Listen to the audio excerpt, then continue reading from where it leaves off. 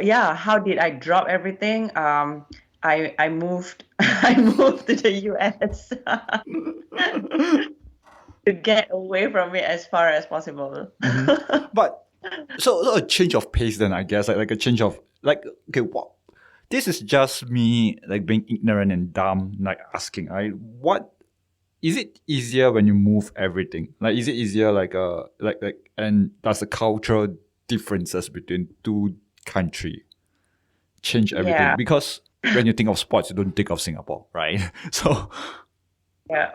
That is also true. And I moved to a city in Boston where everything here is about rowing. mm, It's a big rowing culture here. So I get reminded of it all the time, but I think I remove myself from the fact that I have to think about, like, everyone knows me as Aisyah Rower, mm, and that was very a hard identity for me to like remove myself from. uh-huh. So when I was here, I was just Aisha. Like, Okay. no one knew me as a rower, no one knew me as an Olympian unless I tell the person like, yes, this is my background, this is Uh-huh. my history. But other than that, it was sort of like to start all over again, like a fresh start, a brand new, like it was literally like a brand new chapter, a brand new page, all this like metaphors. Uh, Yeah, I feel that for me, moving to another place gave me that chance to really start a brand new chapter. mhm.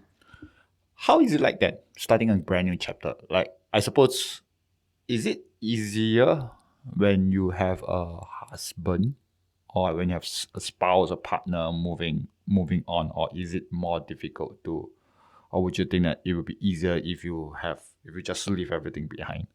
But okay, but I asked this question because sometimes, right, when I got this weird fantasy. Okay, I'm driving Grab right now, right? So there are a lot of times I just think, like, if I just drive the car away, and just drive it into like a weird forest, and then start my life like doing like doing the guy in Castaway. What was the actor name? I couldn't remember. So you have like a Wilson build some volleyball there, and just build a stupid and build a house there, and live there, right? Just on my own, right? Just be a weird Mhm. cabin. Like, wait, is it easier? Like, do you think that you'll be able to do? Which way would you think is a better direction to move? Oh, I think I would be able. Good question.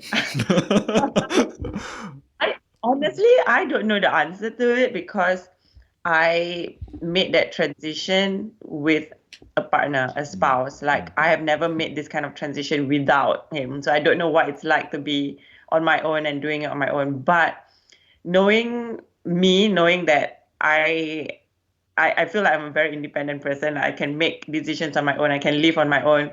I think it will be similar. Like, I will still be able to make that transition on my own without him. It will be definitely more challenging because um, it's easier for me to have him because I can lean on him and moving so much easier.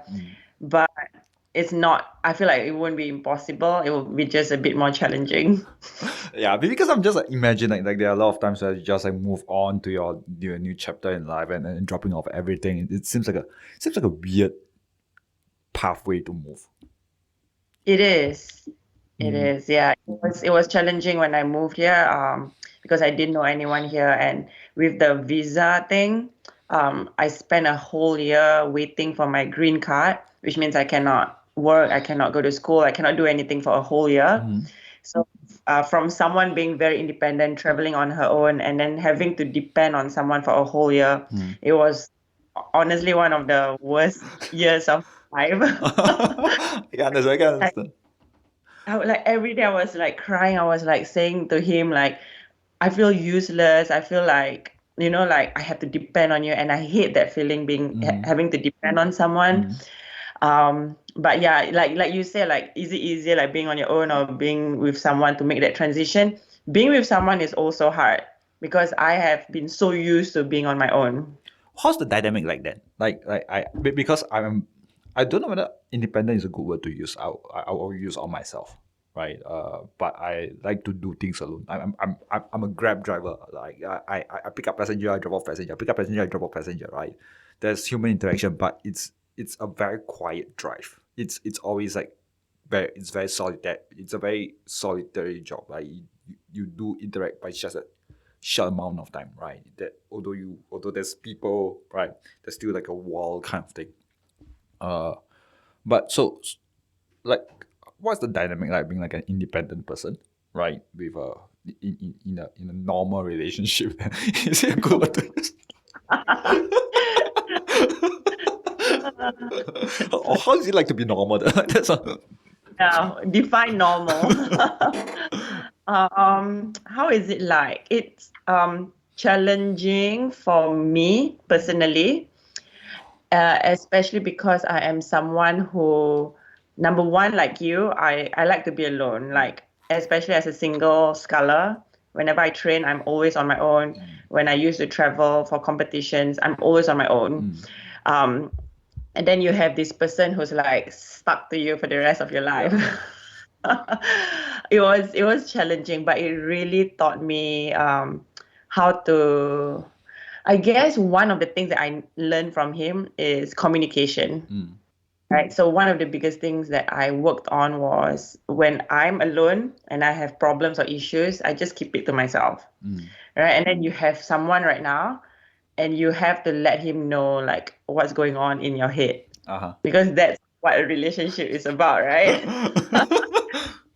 I had to learn that and it was so challenging, but I think what is it like? It's a lot about learning and understanding that sometimes so there's this quote that everyone says like you don't change who you are, right? I used to believe that. But then now I realize like no, you have to change some parts of you so that you're able to adapt to the new environment.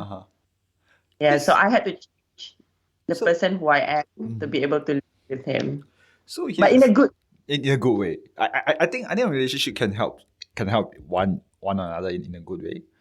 But here's this thing: like do you not open up? Is it because initially, like when you started doing? Because I'm also very new to the relationship thing in the sense that I have never been in one before. So here's this thing where as a guy who is very in a solitary job, right? Opening up to someone is difficult, right? So were you afraid? Is that like fear of opening up initially, or is it like, okay, how much can I dump on the other person? Okay, bad word to use, but how much can I like open up to the other person? Is that I suppose like the boundaries that you're learning is learning how to not overshare and stuff like that. 100%. It's definitely when I started opening up to him, I was like, okay, I had to understand first why is it important for me to open up to him. I still don't understand because I feel like sometimes when you have issues or you have concerns in your head, like it's easier to keep to yourself. Right? It's so hard to express it to someone else because like he will ask me questions and I'll be like, oh, I don't want any questions. So we have reached to a like a point now where to work on our communication. Like I will tell him like I'm telling you this because I just want to let go of it, but it would be nice if you don't ask me any questions about it. So you have this thing called I'm here to rant and not for you to solve. Exactly, 100%. Yes. Especially with guys, they want to solve everything. But I'm like, no, it's not for you to solve. I just want you to listen. And and yeah, it made me realize that like sometimes when I tell someone something, there's like this burden lifted off my shoulder. Yeah, and then that's when I realized like, okay, this is a good thing. Like I don't have to tell him everything. And even if I want to tell him something, like I set my boundaries because that's my story. I'll be like, I'm telling you this because dot dot dot. And like also teaching him or training him to be like, this is what you should do if I tell you this story. So it's like a mutual respect thing. So and he will do the same for me as well. Is it helpful? Because I know that you have just started a new business for as a psychiatrist. Is this can I call that like a sports psychologist? Yes, similar to sports psychology. Uh, It's mental skills coach. is it helpful to bring in your experience as a maybe not in sports but having like a mental skills like does it link up as a bridge to your career then? Do that make sense? No, can you repeat that again?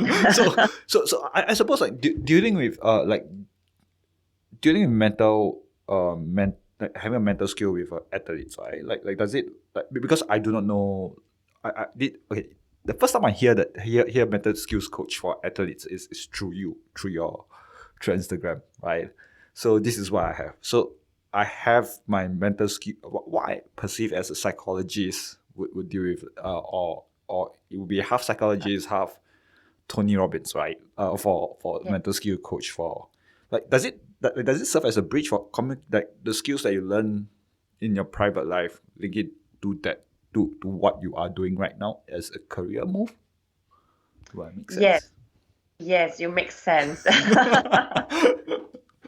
The answer to that question is yes, 100%. Mm, So what I'm doing with the athletes right now, so I'm an athletic counselor mm, and also a mental skills mm, coach. So I would say that mental skills is more of like, okay, helping an athlete to achieve athletic goals. mm, So like giving them tools or strategies to be like, okay, if you are running a marathon and you feel a little bit of discomfort, what do you do about it? So mm, those are like mental skills. As an athletic counselor, you kind of combine the mental skills into your life. mm, So a lot of the athletes that I used to see, they talk to me about everything else in their lives that affects their performance. mm. And usually everything else in their life is like friendship, family, school, work.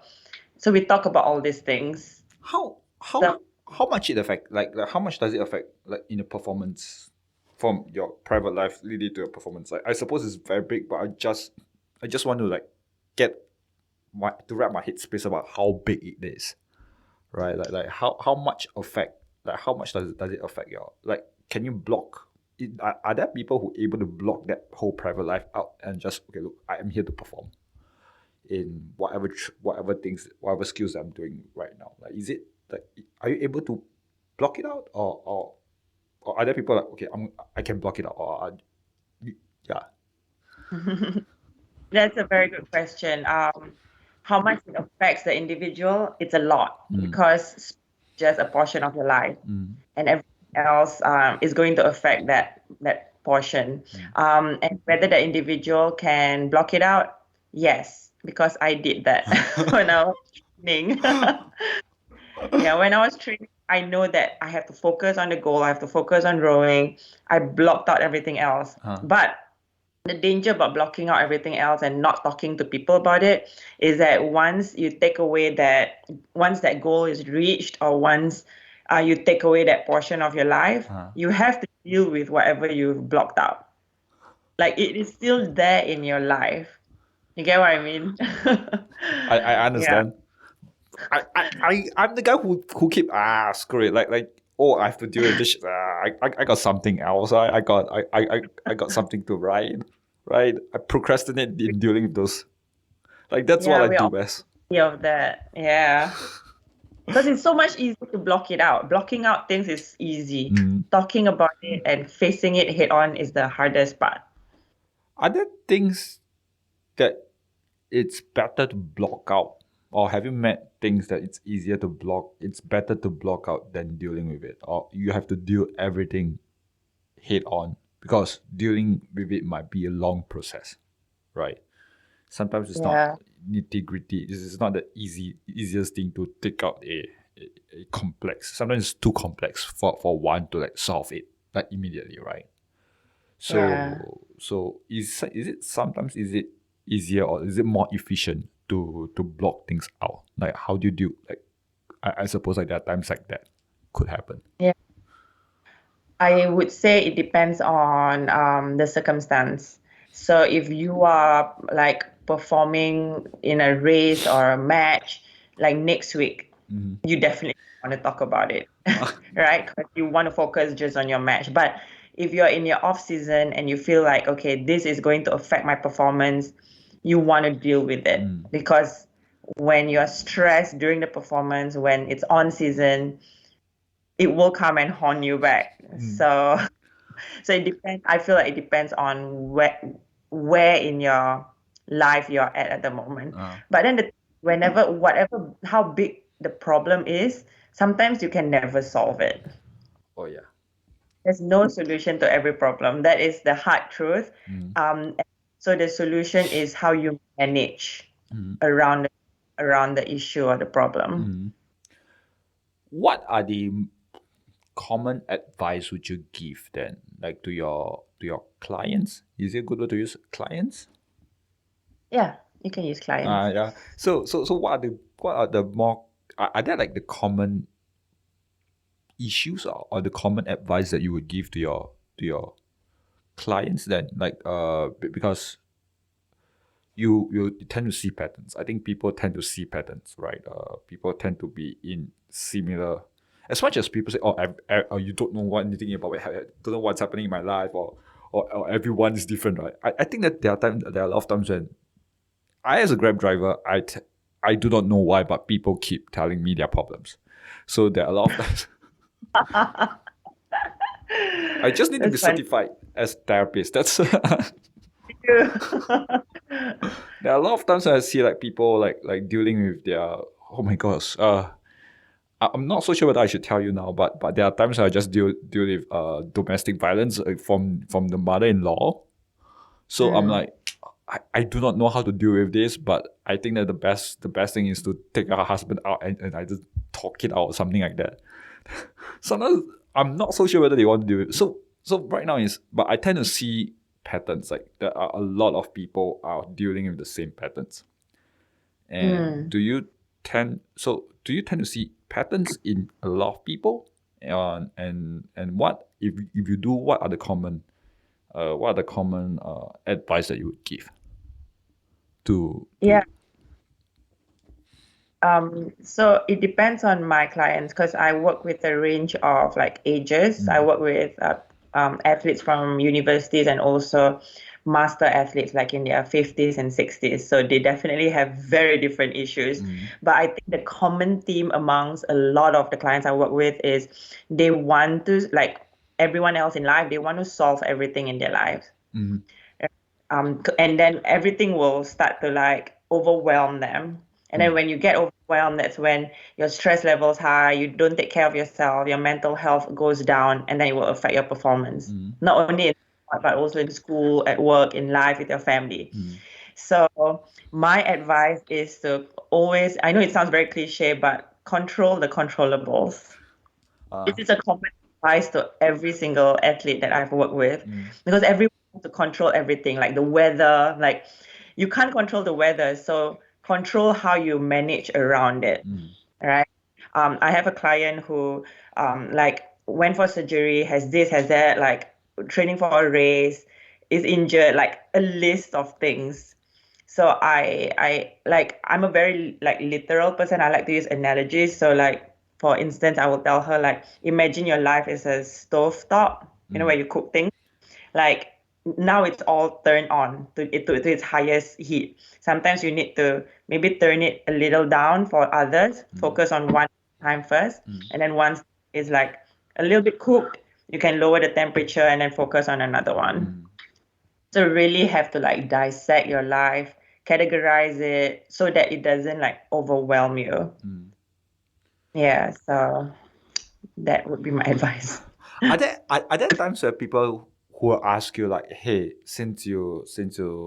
because I suppose like the way they relate to you as a like a you have reached a level of like you have reached one of the highest level of your sports, right? You have reached the highest level of what you can achieve in when it comes to your athletic career, right?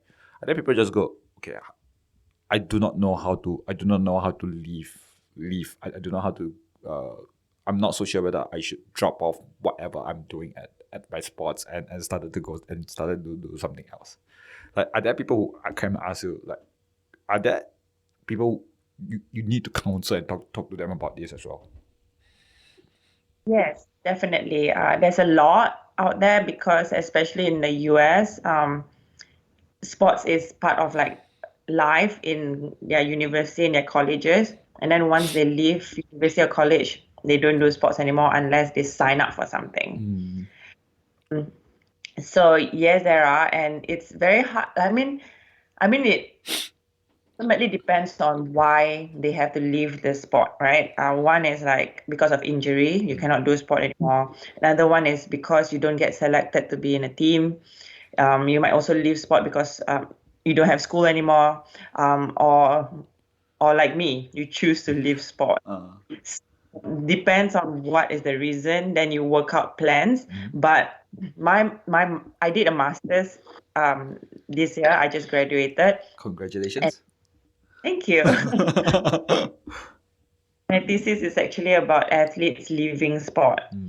So if you don't like if we were to if when I'm working with an athlete who's about to leave sport, usually the preparation is most important. Like when you are still in the sport itself, you have to realize that one day this life will end. What are you going to do about it? Are there people But who are not prepared for this? Like, I suppose it will be the end of everyone's back burner. Like everyone kind of know it, but kind of like deny it. Like, yeah, I know that it's there, but kind of shove it on the side, right? If yeah, it's like it's like the it's like the cat, the Schrodinger cat. Yes, yes. right. You put in a box. You just turn on all the gas, right? Poison gas. I do not know. Is it dead or alive? I don't know. Like that's yeah. So I guess like that's like, are there people who are prepared for? Okay, are there people who readily accept that by just talking to you and just go, okay, I do not know how to wrap around my head around this, but how do I accept like from where I am right now? Right, because I don't know whether there are a lot of people. I suppose in the US it's easier to accept therapy as compared to Singapore, right? Yeah. So yeah, so is it easier there, like to rap, to like, okay, this is the guidance of the to be the lamppost for those people who live there. No, I think you're right. People still find it hard to be like yes, they know that one day their athletic career will end, but again, like we say, like this is the thing that they push aside Yeah. because they want to focus on their sporting life. So that's why when the sports is taken out of their life, it comes back to them. That's why we have to face the issue head on. Yes, it is hard for like for me personally. When I was rowing, I keep on thinking about okay, eventually this career will end. But I was working with a mental skills coach, and he keeps on telling me like you have to do something else other than rowing. And for me, something else is running, going to the gym, still part of like the fitness thing. Yeah. So it was very hard for me to find really something else to do. So that's why my transition out of sports was challenging because I didn't see myself outside of being an athlete. But but you're still involved in sports in one way or another. I think that there's a lot of times where people just forget that in sports career, right? You can do something else. Like this, to put it simply, after an athlete, after being an athlete, you can be a coach. That's where that's the common path that people will walk. People will that's the one who analyze, right? The thing, the career of stuff. I do not know the name, right? And then you may do some, like the organizer, the promoter, if you're talking about those big promotional spots, right? Where like the Premier League and stuff like that, right? So I I guess it's just kind of like a blockade, because when people talk about being a sports star, that's where you want to be, right? I mean, athlete, like that's the peak of the career, and not knowing where to go after that, right? Yes, I think people know that there's a lot of jobs out there that where you can like transition your skills as an athlete. like you were saying, like promotional stuff, or being a manager of a club and things like that, or being a coach, which is the common route that you go to. People know this, like people know that, oh, we should hire athletes because they are like team player, they are disciplined, all the skills. Mm. Um, but but it's hard because it's very different from being an athlete. Ah, yeah. Right? Like being an athlete, it's actually being an athlete is one of the easiest things I've ever done because my coach gives me a program. Uh-huh. So he tells me like you be at the boathouse at 4:30 a.m. You do this program, you finish, you stretch, you eat, you rest, and then you train again. So everything is like given to you. Uh-huh. And that's why one of the things that athletes struggle with when they don't train anymore is planning their own life. I've Because never your life thought that. is so planned out that Uh-huh. when like you don't have that training anymore, you wake up and you'll be like, shit, what do I do today? Like, and that's what a lot of people struggle with.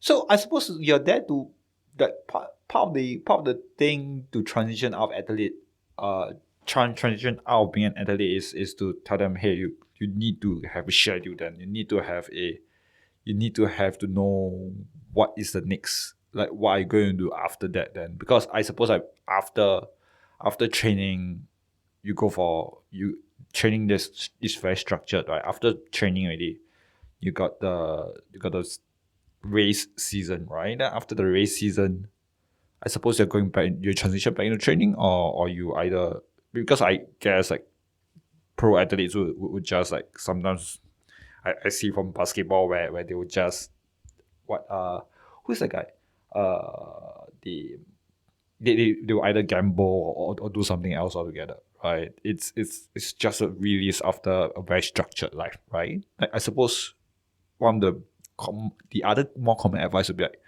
no, try to plan your life along the way. Do that make sense?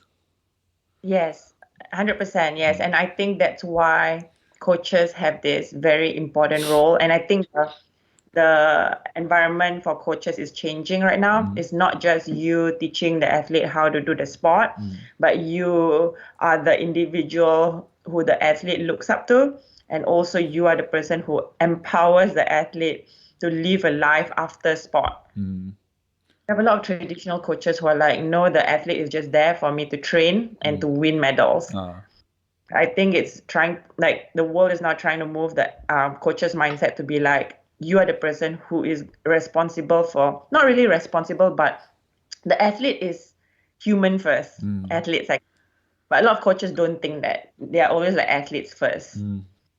They don't care, they don't really care about what happens after the athletes transition out of sport, right? Because that's not their responsibility. But I think there's a lot that coaches can do right now to empower athletes with the skills so that they can survive, they can do better when they retire from sport.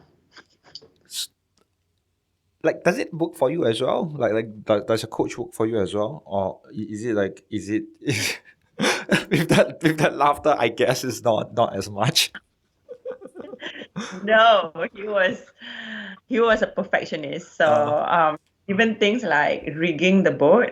So we have to like make sure like the numbers are correct before I go racing. So sometimes when I rig my boat, he will come and re-rig it because he doesn't trust me because he needs it to be like 0.1 millimeter like to the dot. And so no, he did not empower me with the skills I need. Okay, I want to ask you then, like, who do you think you are in a like? How can you describe yourself as a person? Because I know, other than being independent, are you?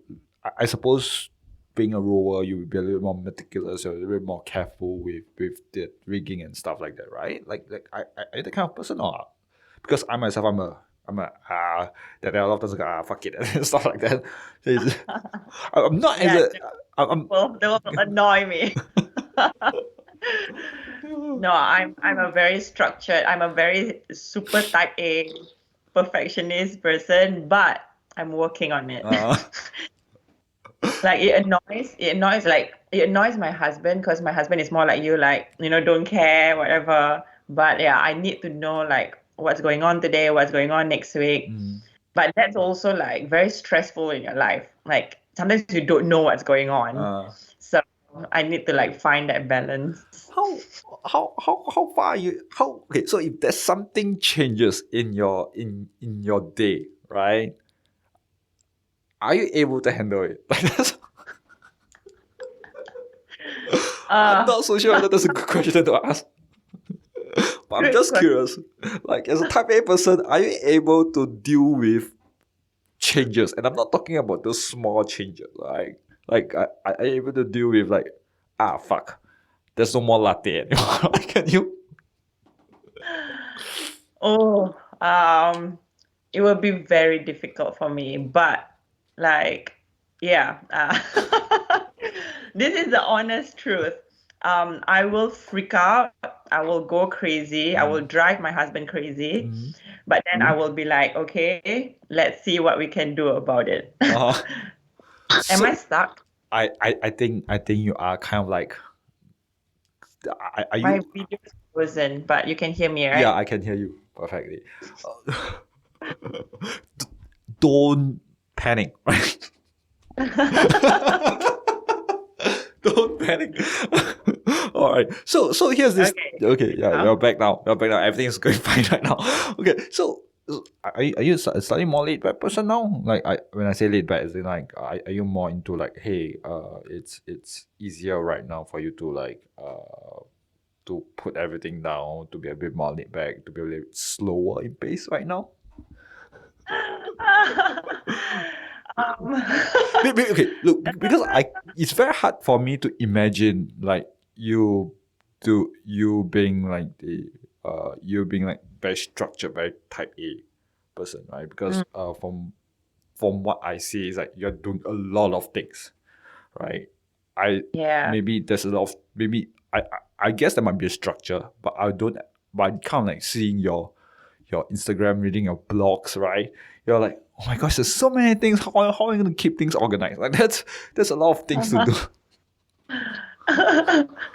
Um, if I were to put it on a Uh, scale, when I was training, definitely it's about almost 100%. Like I'm like that. uh, But I think now I've moved closer to maybe 70, 80%. So I'm still very structured. Like I need to know all this. Like it annoys me if something changes. But like I used to, right after I retire, I used to like freak out. Like I will get so upset if I don't train. Like if I don't go for a run, I don't go gym, like I will get so upset and it will affect me for the rest of the day. uh, But now if I miss a training, I'll be like, it's okay. Like I have tomorrow to work on it. Like I feel like I'm kinder to myself. I've learned to be more generous to myself and not be so hard. do you find it easier to breathe now? In a sense, where do you find it? I don't mean like in a literal sense, but do you find it easier to breathe right now? Because there are a lot of times where I think to okay, I'm not as structured as you are, but I also Mm. do think that this is where my because I go to therapy sometimes, right? And just I started therapy recently, and one of the things that my therapist tell me to do, right, is to be a little bit is to let myself breathe. To to Mm. to to to to he gave an energy of me parking in a parking lot. So it's okay to stop like a couple of times to like so and I guess like if you are back in those days before you retire as a rower, right? Uh it's you find yourself packed to the brim that it's hard to like it's not is it easier to breathe then? Like in this sense, if I describe it in a sense where you can understand or maybe Yeah. not. Firstly, I like it that you're open about your therapy. I think Uh, it's important, especially for men, to be like, yes, I'm seeing a therapist, I'm seeing a counselor. I think that's amazing. Secondly, I like that parking lot analogy. I will steal it from your therapist. And thirdly, yes, it's definitely easier to breathe because I don't have the pressure of being an athlete representing my country. I mean, honestly, I feel like being in the US, I'm always representing my people, my country, but it doesn't add any more pressure than what it used to give me. Like, I don't have like, oh, I need to meet that goal or I need to hit that timing. There's no more that pressure. Now it's just pressure that I put on myself. Like I need to set up a business. I need to have like 10 clients. But yeah, these are the pressure that I feel is more manageable. Here's this thing about, I'm not sure that you hear about the news about Joseph Schooling in the very recent. Like, I'm not going in a lot of depth, but at the point of time when you're a pro athlete or an elite athlete, right? Do you find yourself that because of who you are, you have the pressure of like that? There's an added layer of pressure of like, okay, you're representing Singapore. You are that there's this certain of moral code that comes from the Singapore mindset. It can be very hard to. It can be difficult to breathe as well. 100%. I think, especially with all eyes on you, you like you feel like you need to do everything right, which is not possible because you are human. You will make mistakes. You want to do something that is not right because you are human. Especially coming from representing a country where it's like very strict on a lot of things, right? And people have a lot of expectations, and also a lot of people still don't understand what it takes to be an Olympian, be a gold medalist, be an athlete. So yeah, there's definitely a lot of pressure and burden on him. But for me, I feel like he's human. But how do you deal with that? How do you deal with those kind of pressure though? Like it's, to me, it's just like a weird thing to see people reacting that way of like representation. Oh, you're representing my Singapore, right? So you have to put up in the esteem. Like there are times I just don't know whether I'm doing the right thing as well. Just I fucked up a lot of times. You know what I mean? Like there are times where there are times even though I know that it's wrong to jaywalk, I still fucking jaywalk all the time. I know it's different level, right? But they'll just do it just so they can point the middle finger somewhere, right? So here's this thing. How is it like a very conscious thing, at least when you are doing SEA Games and Olympics, right? At least in the major game season, right? Do you feel like the pressure or the conscious pressure, the pressure is consciously there, like it's you can, oh, I have to not, there is certain rule of conduct that I cannot do, right? Like that, is it conscious? Like are there people reminding you not to do certain things, or you have to do certain things, you have to do the right thing, but sometimes you don't know what the right thing is? Yeah, when you're at big games, there's definitely that constant reminder because you look down, you're wearing the Singapore flag. You look up, the Singapore flag is there. So you're always reminded that you're representing your country. It doesn't help to ask me because I'm a very like prim and proper person. Like I'm a 100% rule follower, except that I jaywalk as well. Oh no, you represented our country, Aisyah. What have you done? What have you done? That might be like the worst thing that I could do. You are a disgrace, man. You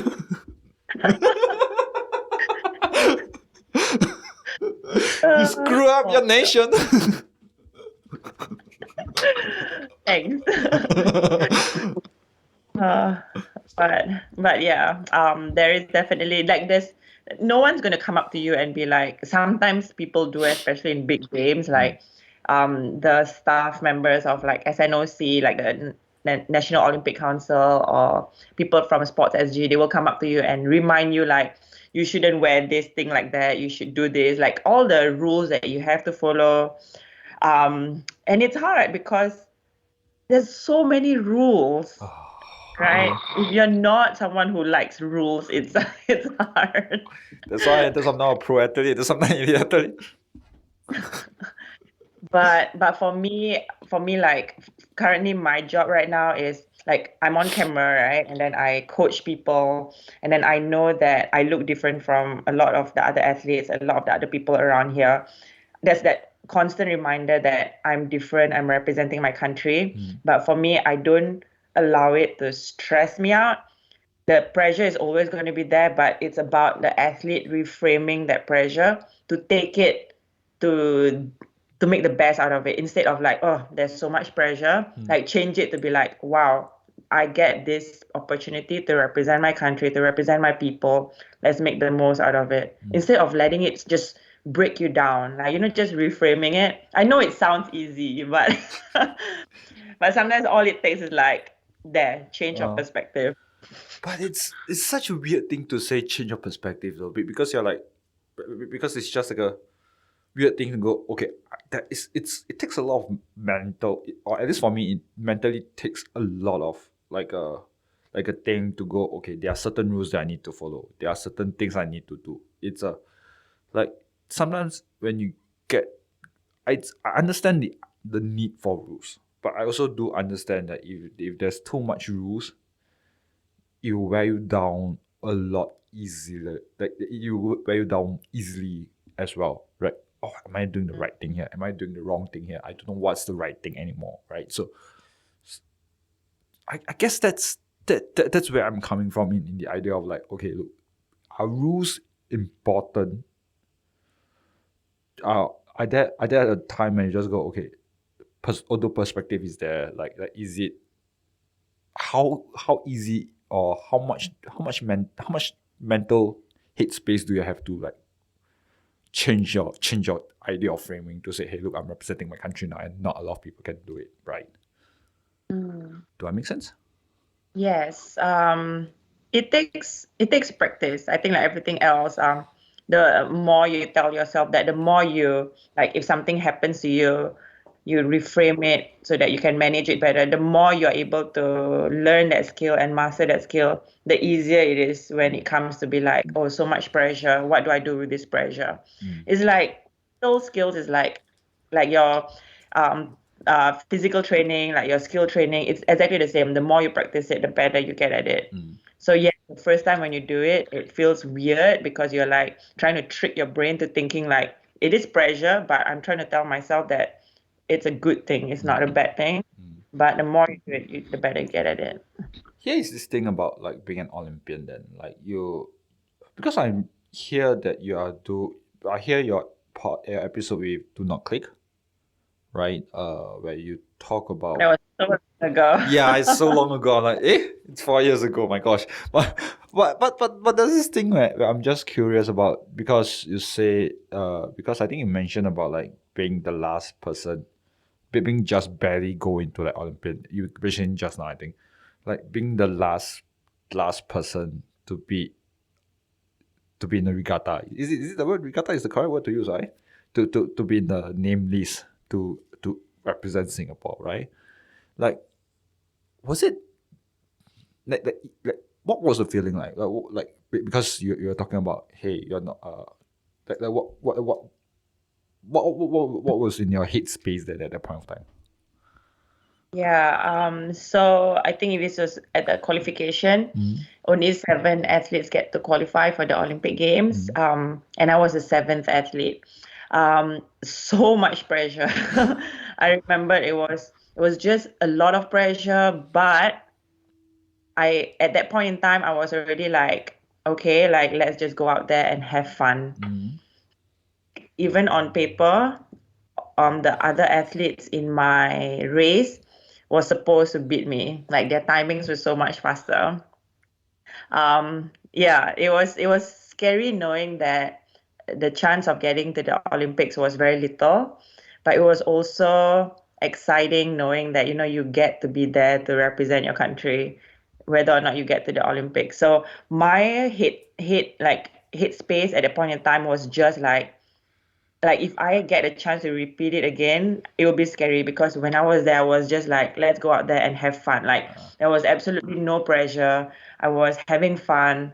And yeah, like if like I've been through a lot of interviews and people ask me, what do you think about during that race? And honestly, all I thought about was my legs.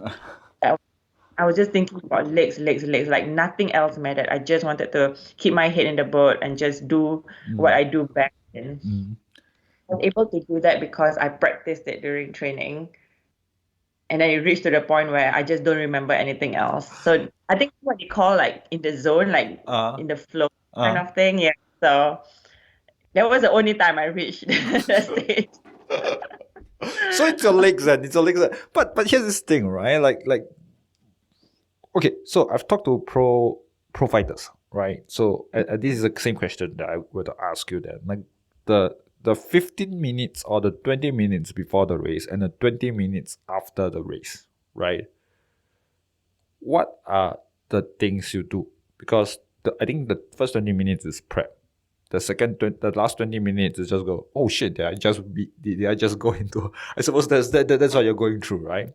So I think the last 20 minutes or the last 30 minutes of after the race, right? You kind of like process of what's going through. Like, is it like what was your headspace then? Like how different it is from being in the race itself? Right. After before. Before, during, and after. I think they're very different headspace. I like it that you put it that way. Before, it's more about just trying to manage all the anxiety that is coming because you are going to feel anxious. If you care for it, you're going to feel nervous. You get that like clammy hands, like nervous sweating, butterflies in your stomach. Some people even like throw up before like a big race Really? because that's how yeah, that's just how their body like responds to the symptoms of being nervous. But if you can manage that, like before a race, is just about okay, I know this is going to come, this feeling is going to come. What am I going to do about it? So for me, it was more of just like putting headphones on, focusing on one song that repeats over and over and over again. What's the song? What's the song? So don't judge me, but it's Mika Celebrate. Have you heard of that song? It sounds like a funky song. It sounds like it sounds like those alien cascade. Is it those alien cascade song? No, it's that song. or if not, I think that it may be like, is it like a Barbie girl, like from the Aqua? No, not like Barbie Girl, but similar. Like something like why I like that song is because of the lyrics. So one of the lyric is I want the whole world to celebrate. So that is repeated over and over and over again. So it kind of like something that lifts my mood up. Yes. Lyrics are very important for me before a race. I feel horrible right now. I like probably judge a song before knowing the song. I will send you the link to this song later on. You'll be like, oh, it's actually a nice song. Not very alien. Because I used to play rugby and I just started like doing like an in-house amateur kind of thing, fight with among the gym, right? I started doing boxing only very recently as well. So I started doing sparring. Then the song that I played is actually quite intense. Like I because I listen to heavy metal music all the time. Then after that, I only recently started listening to rap music. So and I found out this song that I keep playing for an hour. So the song name is called Jordan by this Perth rapper called Complete. So basically, it's like it's a conversation between one and its inner self, and the devil, but it's very intense. It's a thing that get into my headspace. So and I always thought it will be either one end where it's like you who does happy celebratory song, and the other one will be like, okay, look, this is like you're going to war right now. You're going like intense, like super intense music. I've never heard of people who listen to Ariana Grande before going to. There are. I have clients who listen to very like different song. Like some even listen to what's that song? I think it's called, oh God, I can't remember right now, but it's a very slow song, but then it builds up to be like loud and is it called Disturb? Disturb. I think the band is Disturb or something like that. Yeah, but I'm just wondering, like, is there anyone who will listen to like the Final Countdown, like, or maybe Final Countdown, maybe, but or maybe Britney Spears songs like Toxic or something like that. You're very judgy at the moment. I listen to Britney Spears. I mean, I do understand you listen to Britney Spears like it's like a fun music, but Yeah. like, to prep into like going into like a competition kind of thing, like will there be anyone who listen to that and just go, aha, now is my time, right? Maybe you'll never know because it depends on the athlete what like hypes them up, but it also depends on the sport. So like if you are an archer, you don't want to listen to war music, right? Because it will just pump your heart rate up. But in archery, you need to lower your heart rate. Oh, So okay. I've never worked with an archer, but I'm pretty sure they listen to more like mellow, soft music to lower their heart rate. So The it's nature meditation music. exactly like water or guitar. Okay, so what was your last 30 minutes after the whole thing when you realized you're the number seventh? You got the seventh then. Like what do you do? So what is the headspace that you are in when you are the last 30 minutes of the after the race? Do that make sense? I all I remembered was I was relieved because I was like, wow, I did it. And then like the pain, like my brain started to like feel all the pain in my legs. Uh, And it was just so much pain. I remember like they brought me to I mean you have to dock your boat, right? And then you get out of the boat. And then I tried to stand and I couldn't stand. Like that was how much like legs I was putting in. But my headspace was just like so much pain. so you haven't actually processed that you are qualified for the. Yeah, it was until I remember it was until my brother called me and then I saw like Facebook like blowing up because the rowing association put the news that I qualified. That was the point when I'm like, shit, like happened. Yeah. But okay, so here's this thing, right?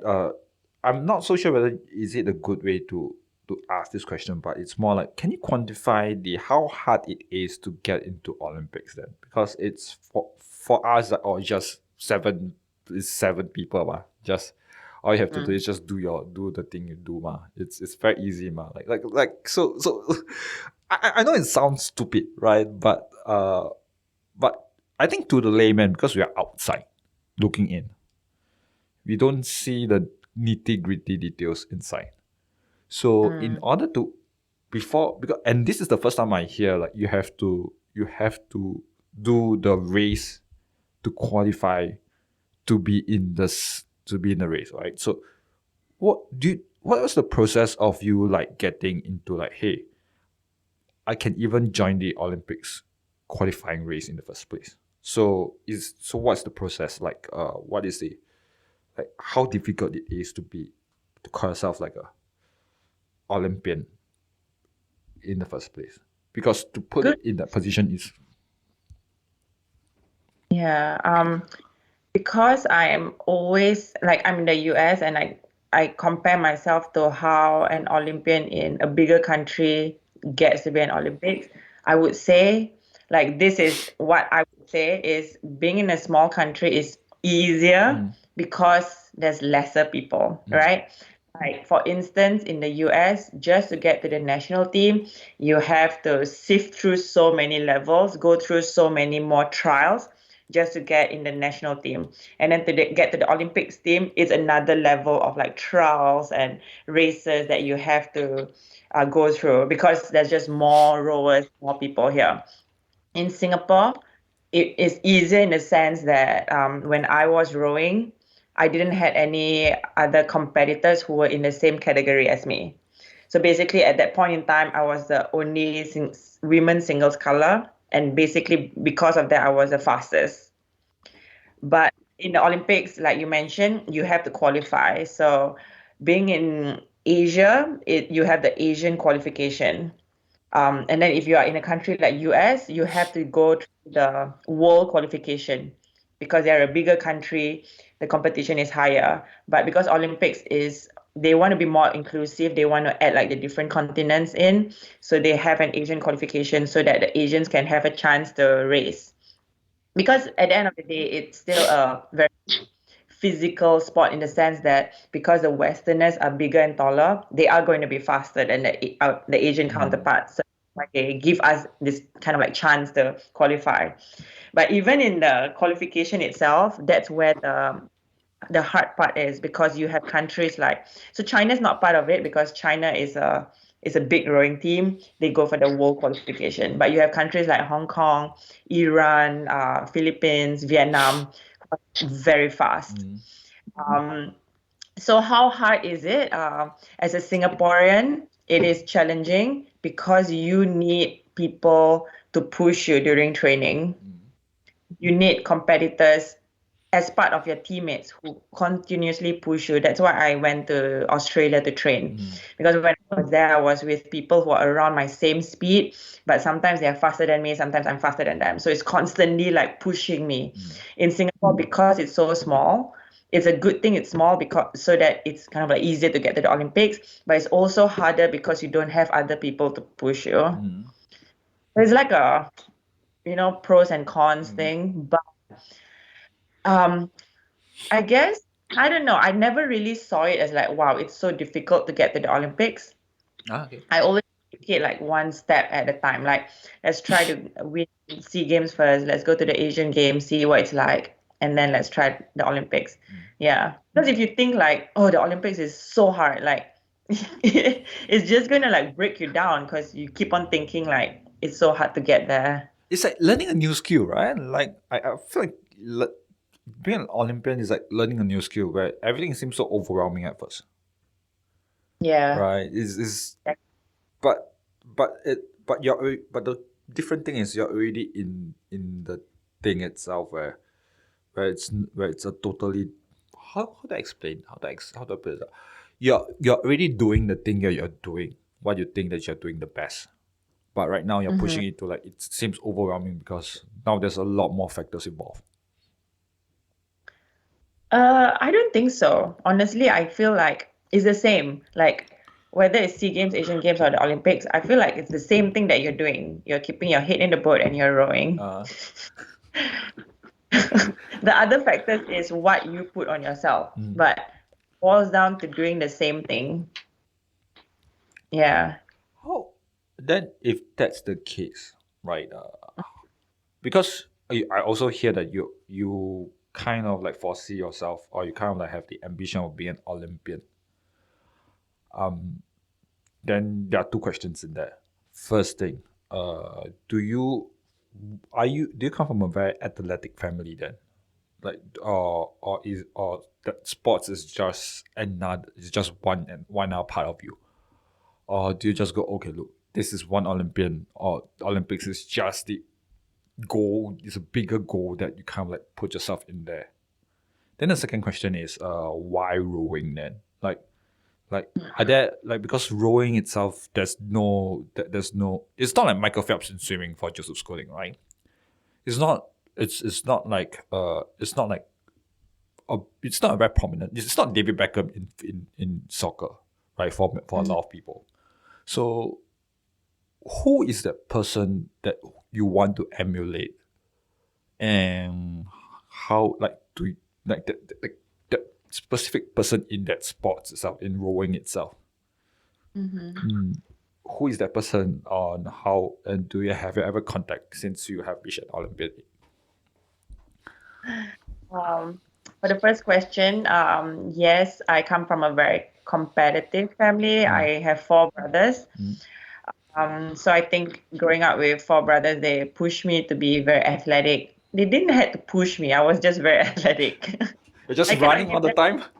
I cannot give them all the credit. You did netball, right? Like Yeah, I did netball for a bit. Yeah, but I think we were fighting a lot, and you need to survive in a family of four brothers. So I think that's where like my competitiveness comes from. And yes, I did netball, but I changed to rowing because there's no Olympics in netball. really? For netball. Yeah, no. I would have guessed it's like basketball where they are where it's considered a a physical sport and everyone is like good thing for netball. Like netball is such a. I used to almost join sports and wellness. Because I know that you was SNW for Nian and I was a Nian student as well. So I almost joined netball, but everyone was like saying no. I remember like, oh, the girls are there. So What's wrong with netball? I like it okay, from young it wasn't a very, to me we are being told that it's not a very masculine sport. And the way and everyone was like, we are from engineering school, so everyone in my class is like, no, don't do netball, otherwise you will be the only guy that will be weird, right? So but yeah, so I'm just surprised that netball isn't like a sports that will be inside Olympics, because I thought, because it's a very prominent sport in Singapore. So I'm just surprised that, Yeah. yeah. It's not prominent in the world though. It's a very Commonwealth sport. Mm. Like Americans don't know what netball is. A lot of countries don't play netball. I'm surprised. I do not know that at all. Yeah, but it's not a very like yes, like it's the females usually play netball, but it's a very aggressive sport. So I've seen guys playing netball, and yeah, it can get quite aggressive. So don't listen to your friends. Next time you have a chance to play netball, you should play netball. I will. I will. And to your second question, if I emulated someone, she's actually a rower from Thailand. When I raced her, like I've been racing her since I started rowing, and I've never beaten her until SEA Games 2013 when I won the gold medal. Mm. So I beat her in that race, and that was when I realized, because by then she was already an Olympian. That was when I realized, like, wow, if I can beat an Olympian, I can be an Olympian. That's the quote I keep telling myself, and it's true. Like that was the first time it inspired me to be like, shit, like I should try for this. Um, but I went for the first qualification for the London Olympics, and there were like I think 16 or 14 of us. She qualified, but I came in like two from the back. Like I was almost last. And then that was when I realized, like, if I really want to get to the Olympics, I need to do something about my life. Like I can't keep on like just letting it happen and see how it goes. And yeah, so after I qualified, so in the qualification race, she was the one who came in right after me. Okay. So she's number 8. So I was number 7. How I does know. that feel then? It feels damn good. I remember Joseph Schooling cried when Michael Phelps lost when he won Michael Phelps. So I suppose it's like a weird feeling for you then. It is weird, but I think like Michael Phelps and her, I think they understand that, because they've been through it, and I don't know. I don't really talk to her anymore. We've lost contact, but she's my friend on Facebook. But she's never one who's like even though we are from two different countries, she's from Thailand, I'm from Singapore, and we are competitors on water. She was always very motivating. Mm.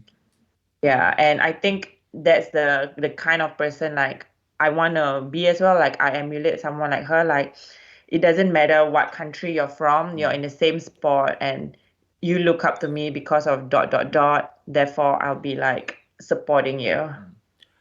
Yeah. What is the change between London and Rio then? Like, what did you? Because you said that there's certain things you have to change. What is the thing that you change then? Yeah, my time commitment. Mm. Like I realized that in when I tried to qualify for London, I was working and training. Mm. And I realized that my work is not going anywhere because I was always constantly tired. And my training is also not going anywhere because I'm always constantly tired. So that was when I made that decision to go full time. Mm. So that was a big move. Is it common, or is it because you talk about like committing full time? You don't work full time anymore when you're going to Rio. Is it common for other places or for other sports where or other country, same thing, rowing, right? Is it common for everyone to go, okay, look, fuck it, I'm going to go full time for, because it's a big move. There's a lot of big move you have made, right? So this is another big move, right? So like is I suppose that you look at someone else's and at big move and just go, okay, look, is it common for everyone else to do this big move, like, okay, fuck, I'm going to quit my job and go into like sports, or is it because, or maybe it's just me being a Singaporean, like sports, to be full-time sports on sports, it's like, oh, my fucking mind blowing, right? So Yeah, it's not common. A lot of athletes actually work in the US. The athletes I know who are trying, so when they want to try out for national team, they have to work because they have to support themselves. But once they are in the national team, they get a stipend. I think similar to Singapore. So I think the structure of like financial help and all that, it's similar all around the world. But it's that stage where you have to prove to your, like, the people who are going to support you, is that stage where you have to be like, should I quit my job and train full time, or should I continue to work to support myself, because this is the unknown. Because here on, when you start to represent the country, you know you will get a stipend, you know you will get a little bit of support. But where you are to that stage is the scary part. I understand that. I like me myself, like, hey, look, I got to follow my passion and do something that's according to the art, that's similar to the art side. Yeah, that's what I do, right? Like it's a huge, I think it's a huge jump. It's a leap of faith. And the leap of faith is such a weird thing to have, doesn't it? Like it's just like, if I fail, I'm fucked. Right? If I go ahead and do the best I can, and I finally got that, it's easy. But if I fail, I'm fucked. And after I'm fucked, I do not know what I'm doing right now. Right? So, You see, but that's where the, like, you should go into it, this little portion in your life, knowing that if you fail, it's okay. If it fails, you go back to the start, or you go back to zero, and then you start again. Like there's, like, it's okay to fail. but the consequences of failing though. Okay, I'm going back to my therapist again, but because I remember talking to my therapist and saying, like, sometimes it's the consequences of failing. It's scary because we kind of like foresee the worst out of failing. And a lot of times, even though we don't foresee the failings, we don't for sometimes it's the consequences of a failure. It's not the failure itself that pushes. Yeah. So I'm not so sure how, because it's the unknown. So we don't know how far the failure how bad the consequences can be. That's why we are afraid of pushing the failure. I'm not afraid to fail. It's just that after I push this, I'm fucked for 5 years. Right? So what after that 5 years? What am I supposed to do? I don't know when to call quits. If I quit, what happens if I can? I'm just like maybe half a year but before that I do not know I have to quit. Or maybe like I know, but I keep continuing going, not knowing that it's doomed to fail in the first place, right? So I think that's where I realize is the part where people is the gray area that's scary, that scares a lot of people sometimes. Yeah, it's very scary. Like, I know of people who have tried for 3 Olympics, and currently in their 30s, and like asking themselves, should I try for the next Olympics? Because it's not guaranteed that you're gonna get there or you're gonna achieve success. That's why, like, I don't have the answers to the questions. And I always tell people that I'm all for following your dreams, following your passion, because for me, in my life, it has fallen into place. Like, there was a shit show when I was trying to qualify. There were financial constraints. Even retiring from sport was challenging and hard. But at the end of the day, it kind of led me to the same place. Like, this is what I wanted to achieve.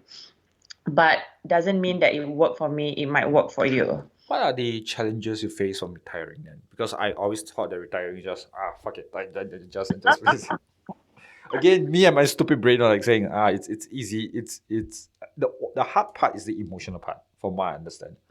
But but letting go, right? Is there like a lot of pressure that face that's external? That's not existential. Do I understand? That's not existential kind of like pressure. Yeah, I don't think there was a lot of external pressure. It was just, I think it was a lot of, and this is what a lot of athletes go through, the identity pressure that you put on yourself, because you only see yourself as a rower or an athlete or whatever sport that you do. And then once that portion of your life is taken away, you don't know what else. Like, I was feeling so useless. Like there was nothing I did that felt as good as rowing. So that was like the hardest part, because I was so good at rowing. And then when I started, like, for instance, I was doing handstands and I sucked at it. Like, it's terrible. And it made me feel like I should go back to rowing. Like, and then you have this like thought process, like this cycle you go through, like, ayo, I'm not good at this. Let's try something else. And then you try something else, you're like, this sucks. Let's go back to rowing. So that's like the pro thing. So that's the hardest part, like just to and fro. Is it because you don't have a tangible goal and you have kind of like reached a tangible goal for your rowing? You do not have a tangible goal for the rest of the. That as well, yes. Because in sports, it's very easy to set goals like timing or place or medal. But in life, your goal is like, oh. What's my goal? What I'm good at? I don't know. Exactly. It's hard. And goals are good because it sets you the direction. So that's why I tried to have like other life goals. What is your Olympics now? In life? What's your next Olympic goal? Not I don't mean it like because your first 20 to 30 years is being an Olympian. So what's your next being an Olympian like in your life right now? Good question. My goal is very vague. Like, I talk about this with my husband a lot. My goal is to be the best version of myself. Like, I'm always thinking, like, I told you, when I'm training, I'm always thinking about the end. Like, I know that this is coming. Currently in my life, I'm always thinking about, if I die on my deathbed, what do I want to think about? I'm very morbid. It's okay because I am the same thing as I'm the same person as well, but without the sports thing, right? So I'm always thinking like what's the angle for me? Like when people say, oh, you got to be the best version of yourself, like me, I got this existential sometimes anxiety go, but I just go, oh, what do you mean by that? Like what does it really mean for me, right? Like, what's the existential? I don't. Please tell me what's the thing, right? So I guess it's the same problem that we all face, right? Where it's always a vague thing. That I think that's why it's harder to it's harder to transition between an athlete to a person who has no athletic background, who just got back into like a life thing that's not sports related, where there's no tangible goal, right? Yeah, 100%. But yeah, it's the athlete's responsibility to take control or take ownership of their lives after sport. Because otherwise, you'll be in a shit show. You'll be like, shit, what do I do next? So you got to take control. You'll be like, yes, I'm going to do this. I'm going to try this out. I'm going to set up a business. I'm going to try and be successful. I think but it's the same. You see, like, setting up a business is going to be the same as when I first started rowing. I knew nothing about rowing. It was uncomfortable. I sucked at it. And then, like, reminding myself that, okay, like, for me currently, my goal is my business, right? Because it's something new to me and I want to be successful in it. So I keep on reminding myself, like, okay, if I were to bring this to when I started rowing, it's similar, because now is the uncomfortable stage. Now is the learning process. Now is being able to fail and be okay with it. Like, try something new. Yeah. And then and see where it goes. You got to take it step by step. I know when I say it, it's like, it sounds so easy. You got to just rowing and everything is structured. But in my head, you're like, oh my God, I'm like in anxiety right now. I get it, right? I don't know. It's just putting in words. I, I think it's like outside looking in as well, right? When you're just trying your best way to describe, but I think there's a lot of times where vocabulary doesn't help. Like Mm, sometimes there are always not enough vocabulary to answer to describe the way you are in or the position that you're in at times. So I mm, guess to me it's a little bit annoying in the sense where there's so many words to use. How come it always sounds easier than than the actual thing. I remember like talking to my teacher about this, where he's teaching primary school kids, and he asked like what are the ambitions I asked them like what are the ambitions for young people now, for children now.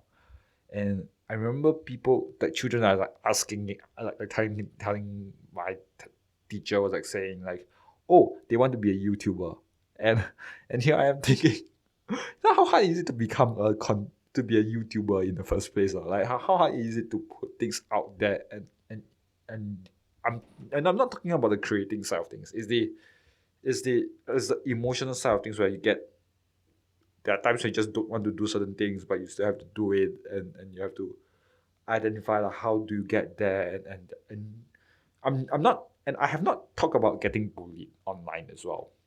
So the whole idea of like doing something, it looks easier. I think everything is just it looks easier, but the whole emotional side of things, you still do not know what to do.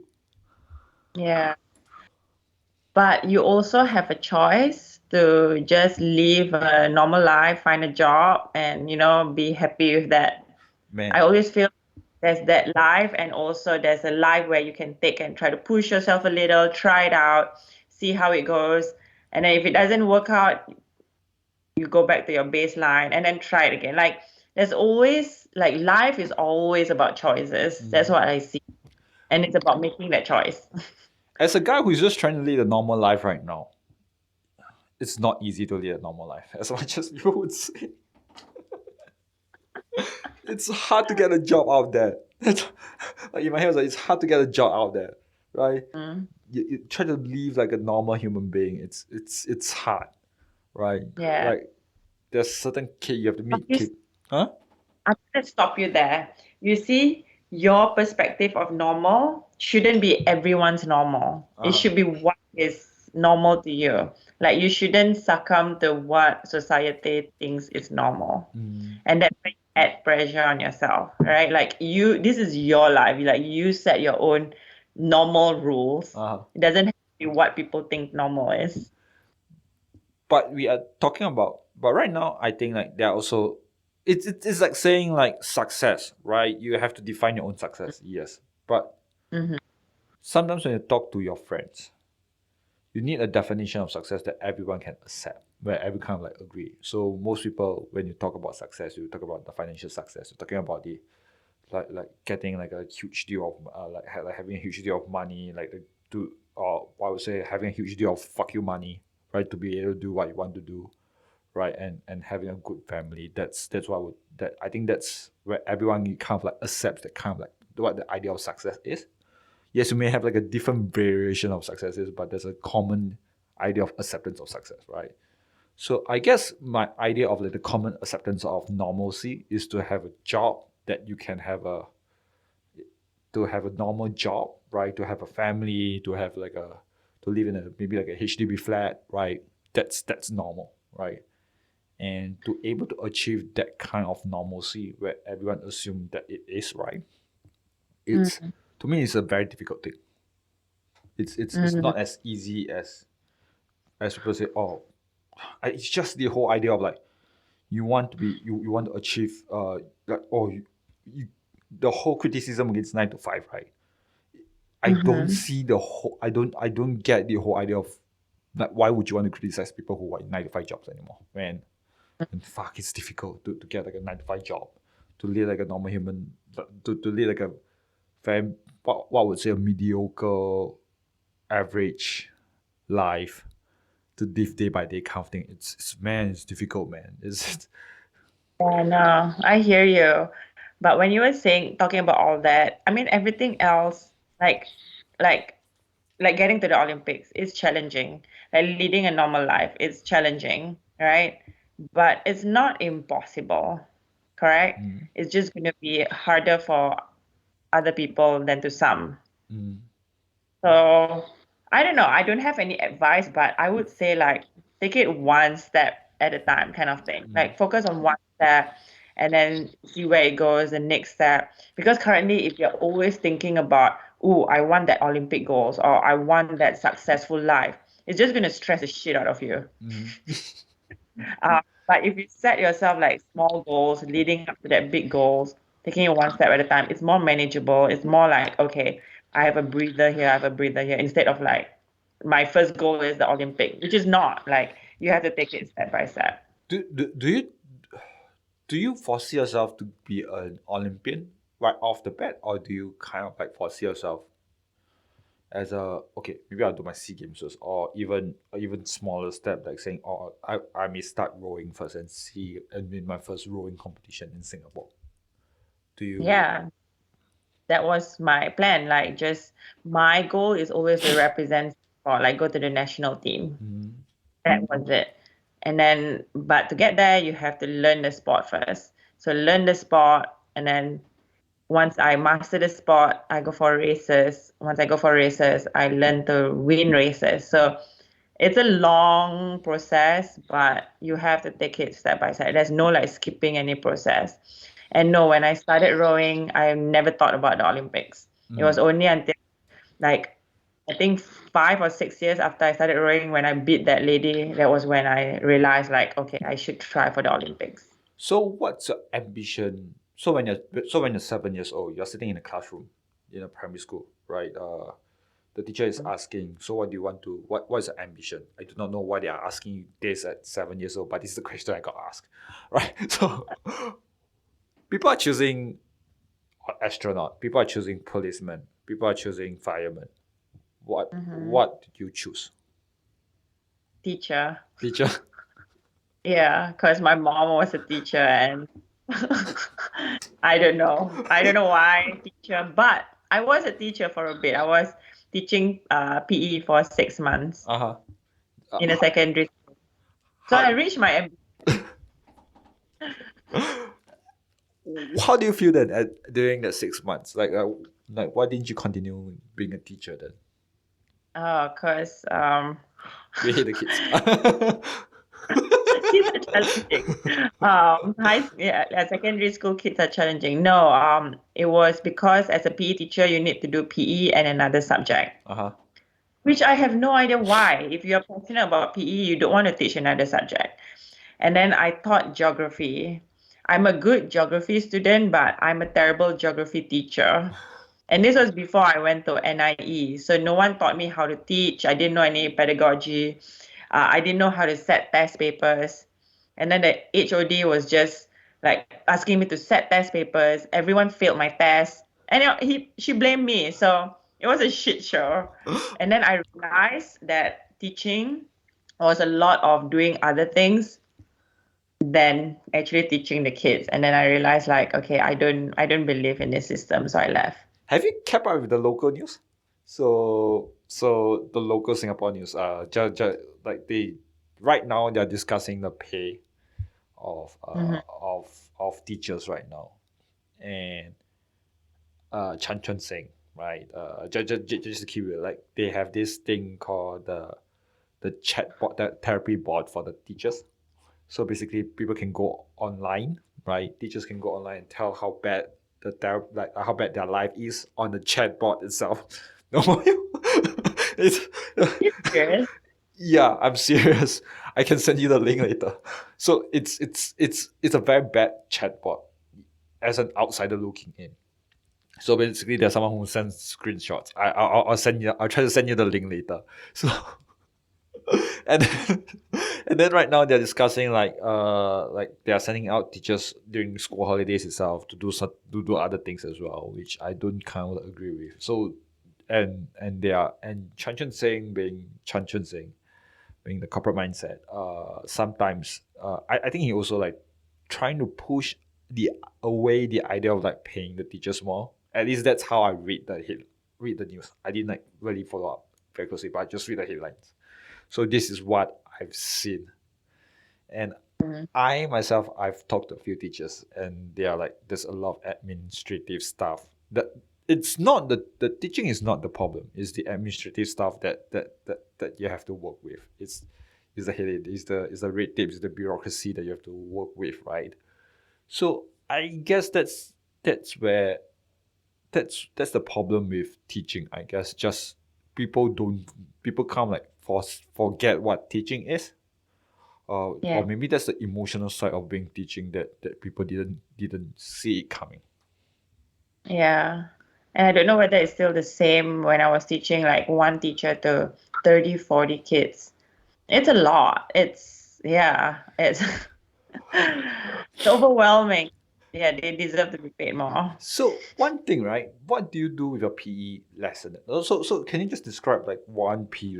How does a PE lesson day is? Like because I remember like PE is not a big thing in my school, in the sense that I went to Bukit Batok Secondary School. So PE is a thing where everyone looks forward, but it's just like two lessons per week. I think Mm-hmm.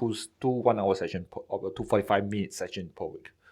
So when I say 45 minutes, it's like 45 minutes including go down to class, change, and all the things, right? So it all boils down to like half an hour where we finally can put the ball down onto the ground and start kicking, right? So how's your lesson as a teacher then, like to become like a PE teacher then? Like what's the like uh how are PE lessons being designed? Yeah, good question. When I was teaching PE, that was my first time like teaching in a structured like program, like you have to have lesson plans, you have to have objectives. And I remembered when during that 6 month stint, I was trying to get people to pass their NAFA test. I Uh-huh. don't know whether it exists.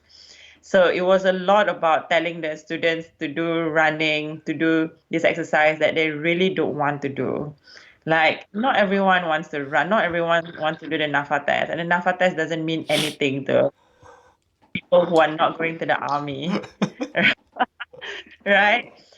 So I think that's where my I guess where I don't believe in the system is such that you're pushing people to not want to do exercise for the rest of their lives after secondary school. Instead, PE should be a program where like you encourage, like you talk about fitness, lifestyle, you make them do things like cycling, like exciting stuff that they can actually do after they graduate from secondary school, or even because polytechnic you don't really do PE anymore. Mm, And to think about, like you were saying, and I just thought about it, like, wow, they only do PE twice a week. But sports should be something that you do like almost every day or like 4 to 5 times a week. mm. And just in that sense, that's how important Singapore puts their health and wellness into the picture, like sports into the picture. I think it's also a very big that I think it's always we the students are overworked in a sense where I'm talking about students right now where there are a lot of things to cover, and most of the things are sit down where it's math, it's science, Yeah. it's you have to pass this, you have to pass that. It's other than reading and English language itself, you focus on reading comprehension. That's all. It's there's no when people are asking like why are there no inspiration like why there's no inspiration when it comes to students, like people are kind of like uh they want Robin Williams in the Dead Poet Society, right? They want that kind of teacher. Like why aren't the teacher inspiring at all? Like but the students are packed to the brim. Like to you have to like there's math lesson that you have to deal with, and math after math there's science, there's this thing, there's that thing, there's a lot of things to cover. So I guess that's where PE kind of like PE is not the PE is playing, right? It's open air coach playing, but people always forget that you can learn something from playing. Of course. There's the Yeah. game, you have the boundaries, there's rules, there's team player, and you have to work with staff, right? So Yeah. it's something that people don't understand. People kind of forget that to understand. Sports has never been a big thing. Sports is always there, but after graduating, sports is not my thing anymore. Until very recently, I during COVID-19, then I started doing boxing. Then I realized, oh shit, that's where my nature is, right? That's when you try to find out who you really are at that point of time. And yeah, I do not know. I do not know where I'm going with this, but the idea of sports is like a very reclusive thing to me right now, in the sense that it only come back only very recently. Yeah, and that's like where the flaw of the education system, when I was in the education system, is where PE wasn't, sport wasn't like you see, you push so much on math. English is important, like science. You push so much, but after you graduate from secondary school, you don't really use these things that you learn, right? But sports is something that you use every day of your life, and it's not being emphasized in school, and that's the sad part. It's been seen as like an extra curricular Yeah. activity. It's seen as like, oh, there's a slot here, let's do it 2 times a week. It's not something that is part of your life when it's supposed to be part of your life. So school doesn't really train you or prepare you for life outside school. Hey, it's sometimes you have to prep for the O levels examinations. That's Yeah. that's the tangible goal. I think the degree is the Olympian and is it Asian Games? The Asian Game is considered in the secondary school, right? Or the tertiary, I think, or something like that.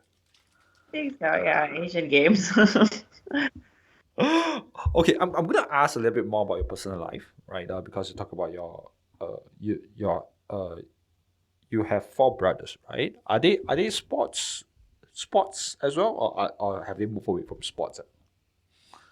uh, when I was growing up, only one of them played sports, the older brother. And then I started picking up sports, and then my younger brother followed me. Okay. Is it football or is it like So he played football. I guess that's that's everyone go to game for. Yeah. But you didn't pick up football. No, I did play. I mean, not played for NUS, but I was training with the NUS soccer team for a bit. Oh Yeah, but I didn't like it because I don't like. So this sounds really stupid, but I don't like my shoes getting dirty and wet. So every time there's like a muddy patch, I will run around it. So that's why I'm like, prefer netball. Netball, you won't get your shoes muddy. So I left the team because I was like, yeah, I'm tired of cleaning my cleats. Hey, that's I think that's the same for my. I was talking to my aunt as well. My aunt played netball for her during her days, right? And she says that she played netball because if there's rain, if there's like she played netball is because or she chose sports rather than uniform groups is because if there's raining, there won't be any more training for her. And I think that's horrible. Oh, that's funny. But people have weird reasons why they like choose something or leave something. So When you make major decision, do you such as you living your your athlete life to go to retire from athlete life, right? What kind of how do you process your decision? Do you make a decision first, then you process it, or do you go like I am I do not know what my end goal is and I'll process through my decision making? for someone who's very type A, I need to process it before I make the decision. But sometimes it's a bad thing because it means I'm holding back on making a decision. And that might, like, for instance, when I transitioned from being an athlete to being a non-athlete, I took 2 years because I was processing. Like, there was just too much thinking going on.